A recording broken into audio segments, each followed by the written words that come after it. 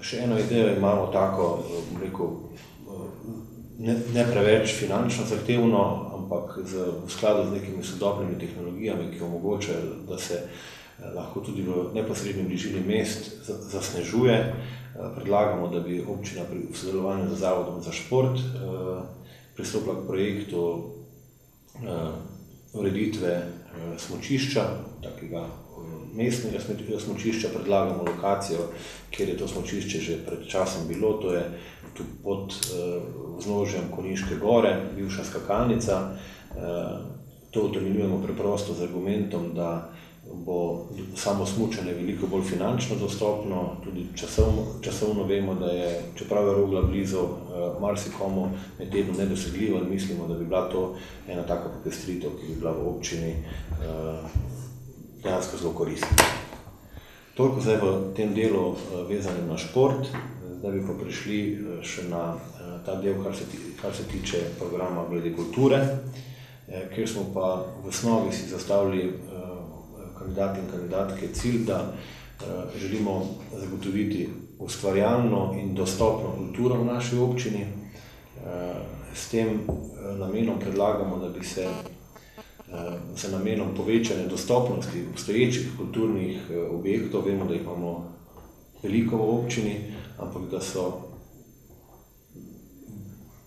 z velikimi težavami dostopne ali pa so stroški najema, rečemo kulturnega doma ali pa ostalih kulturnih prostorov nedostopnih kulturnim društvom. Zaradi tega se zavzemamo, da bi se sprejel pravilnik, s katerim bi se opredelilo, da imajo lokalni kulturni ustvarjalci ali pa lokalna kulturna društva prednostno in za minimalne stroške pravico koristiti obstoječo infrastrukturo. V tem pravilniku pa potem tudi v praksi predvidevamo, da bi bilo potrebno veliko tudi osmisliti neke komunikacije, ki bi omogočala veliko boljšo zasedenost. Verjamemo namreč, da vkolikor se pravilno razporedi urnik uporabe, rečemo enih kulturnih prostorov, ni nujno, da ima vsako društvo svojo sobo, v kateri na primer je uporabljal za vaje, ampak v nekem pravilnem načrtovanju lahko več društev koristi iste prostore. Glede samega življenja v mestnem jedru se veže tudi na neko kulturno ustvarjalnost. Predlagamo, da bi se poleg projekta, ki je v teku, ki bo bistveno olepšal naš stari trg z namestitvijo novih tlakov, da se razmišlja tudi o vsebini, o ponovnem oživljanju starega mestnega jedra. Mi vidimo tu priložnost v temu, da občina ali da sofinancira vse te številne prazne bivše prodajalne ali pa da jih preprosto odkupi.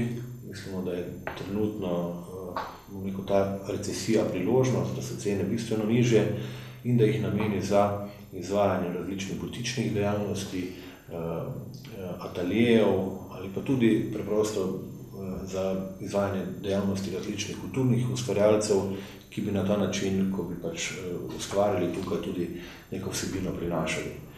Zelo pozdravljamo tudi poskuse ali pa izvedene projekte, kot so jih v preteklem letu jih je izvajal Zavod Marinov dol.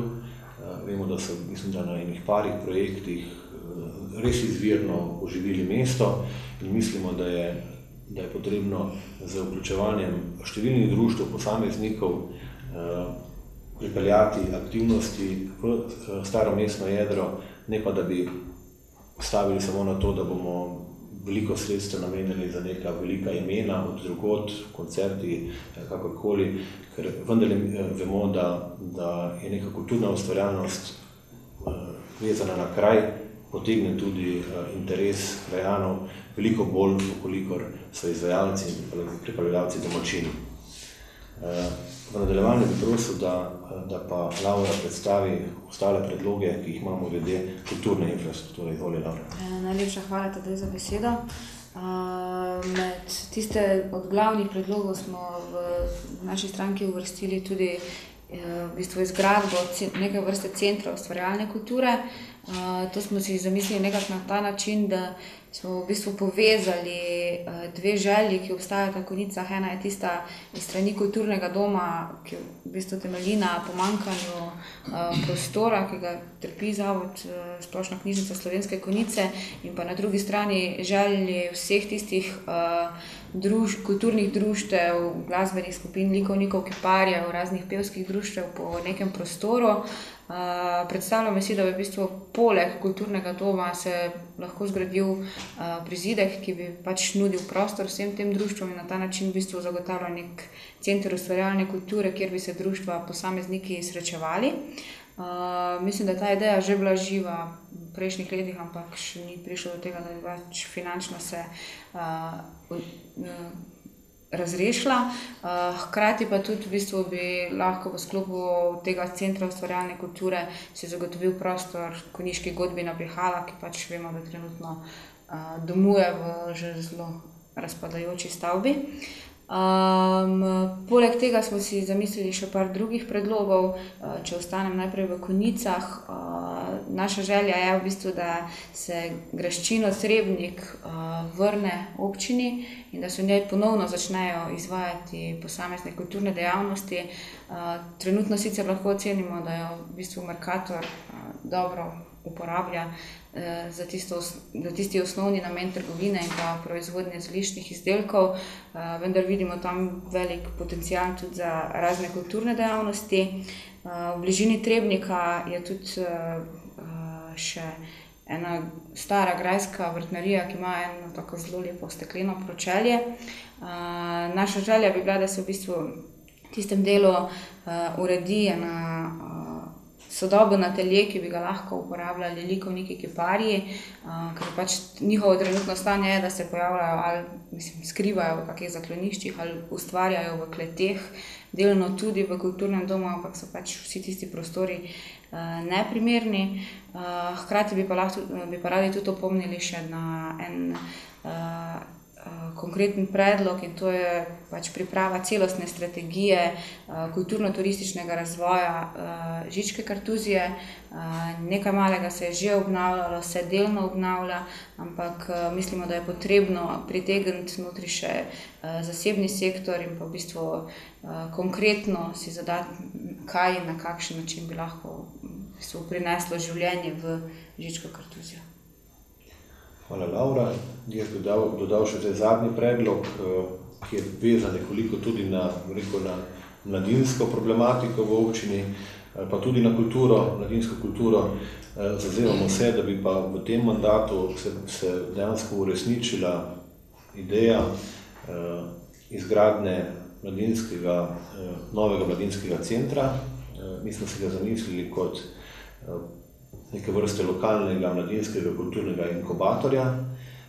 Podobno kot smo prej obrazlagali pri Centru kulturne ustvarjalnosti, da bi bil namenjen različnim mladim ustvarjalcem, da bi v njem našel prostor tako v Mladinski center Dravinjske doline, kot tudi Društvo prijateljev mladine z svojim otroškim mladinskim centrom. Predlagamo, da se v sklopu projekta zagotovijo prostori za številne mlade glasbene skupine, za številne mlade ustvarjalce, ki bi pa sokoristili te prostore, se pravi, da bi na neki, sorazmerno ne preveliki površini te prostore in te možnosti koristilo, kar se da v velikem obsegu številna tako društva, kot tudi neformalni mladi kulturni ustvarjalci. Toliko za naše strani, glede obeh področij, športa in kulture. Če je kakšno vprašanje, bomo z veseljem na njega tudi odgovorili. Da je povečali proračun, denar v bistvu namenjen za šport, koliko je bilo to dovolj? Zdaj je v tem konkretnem primeru je zelo težko konkretno povedati, ampak je dejansko treba najprej narediti eno stvar, narediti posnetek želja, pa niti ne toliko želja, ampak predvsem tega, koliko imamo perspektivnih, koliko imamo vrhunskih, kaj želimo imeti, kaj želimo minimalno omogočiti tem športnikom, na osnovi tega pridemo do neke določene številke. Vse ostalo sicer je govorjenje na pamet. Če bi jaz rekel, da smo v tem obdobju dobivali določena sredstva, če danes dvignemo za 10%, to govorjenje na pamet. Vsekakor pa so potrebe, glede na to, da sem že prej omenil, da je pred 4 leti bilo približno 20 športnih društev, danes pa čez 40, da so športni objekti prezasedeni, da je danes že problem dobiti določen termin za vadbo, potem to se kaže, da potrebe in pa interesi so. Če lahko pa spomnim, da pa vemo, da pa v proračuni se pa praktično, mislim, da zadnjih več kot 5 let ostali na indeksu 100, se pravi, da je že sama inflacija prihitevala in požirala ta sredstva. Mislimo, da bi bil pa zagotovo prvi korak ta, da se saj v tem obsegu, potem pa zagotovo tudi v nekem dolgoročnem načrtu, ker pa verjamem, da poleg niso samo proračunska sredstva občine, da če občina pravilno zastavi tudi v sodelovanju z lokalnim gospodarstvom, ne bomo omenjali ostalih sredstev, ki so na voljo tudi za financiranje športne fundacije in tako, da se lahko ta osnovna sredstva proračunska, kolikor je pristop pravi, zelo obremenitijo tudi z sredstvi iz gospodarstva in iz ostalih virov, kot je že omenjena fundacija ali pa sredstva Evropske unije.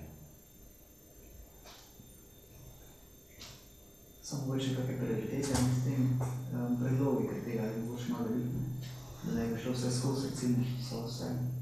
Imate že kakve prioritete, recimo za med temi predlogi? Glede na to, da smo že pred 4 leti isto v predvolilnem takrat obdobju v našem časopisu predlagali takrat izgradnjo nekega pokritega drsališča z minimalnih dimenzij, to pomeni, da ni treba kompletnega zapreti, ampak vsaj nadstrešek in pa neko strojarno tam, ki je omogoča potem tudi sam let. Je to ena izmed stvari, kot je že prej Miloš omenjal, je ureditev mestnega parka, namreč menimo, da ne bi bilo potrebno vložiti v to toliko sredstev, kot enostavno, da zainteresirani, ki bi dajali določen program v ta prostor, stopijo skupaj in se ta stvar organizira. Potem, kot sem omenil, je ureditev športnega parka ob Travini, ker mislim, da že v določenih primerih že skoraj več ne zagotavlja minimalnih pogojev za delovanje in tekmovanje društv, ki tam opravljajo treninge in tekmovanja. In potem naslednja zadeva je pa, kot smo omenili, je pa tudi telovadnica osnovne šole Loče oziroma pričetek neke izgradnje ali pa vsaj projekta športnega centra, zunanjega športnega centra v Ločah. Prav tako, to pa že spada tudi pod, bom rekel, tudi že pod turistično zadevo. In vem, da se omenja tudi v današnjih dnevih neke povezave kolesarskih stez. Menim, da bi bilo zelo pametno za krajem Zreče, ker je zelo bogato in bom rekel, imajo veliko izkušenj s turizmom, izkoristiti ta potencial in povezati, kot je omenil, Zreče in pa Žičko Kartuzija za kolesarsko stezo. Mogoče sem še kaj vprašala neko vrhunsko športnico. Kaj konkretno ste vi v tem lokalnem prostoru pogrešali, ko ste razvijali, trenirali, na primer? Ste lahko zelo konkretni, ko ste tako malo splošno govorili? Konkretno pri meni v bistvu je strelstvo relativno neznan šport. In v bistvu prvo je bila prepoznavnost. In na podlagi tega tudi pridobivanje sponzorstva, donatorstva. Strelstvo kot tako tudi ni zelo medijsko podprto in tudi posledično, kot sem že rekla, ni zelo prepoznavno. No, to je bila prva ovira. Potem pa seveda nepoznavanje športa pri meni konkretno, pač Konjice so pretežno košarkaško obarvane pa nogometno, ne? In ljudje pač ravno zaradi tega neznanja, v bistvu nepoznavanja športa, je tudi mogoče bilo malo manj posluha. Seveda pa pri individualnem športu, individualni športnik si težko privošči nekega maserja vsak teden, pa fizioterapeuta, pa psihologa, ki je absolutno potreben. In pač to je tudi manjkalo, bi rekla. Mislim, da to manjka vsem posameznikom.